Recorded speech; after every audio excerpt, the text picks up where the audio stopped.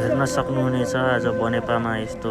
भएर होइन पुरै बाढी आएर पुरै डुबिसकेछ र हेर्न सक्नुहुनेछ तपाईँहरूले अगाडिको भ्यू हेर्न सक्नुहुनेछ र त्यसै गरी अब हामी भित्र पनि जानेछौँ र भित्रको पनि अवस्था हेर्न सक्नुहुनेछ र तपाईँहरूले हेर्न सक्नुहुनेछ सामानहरू यताउता पुरै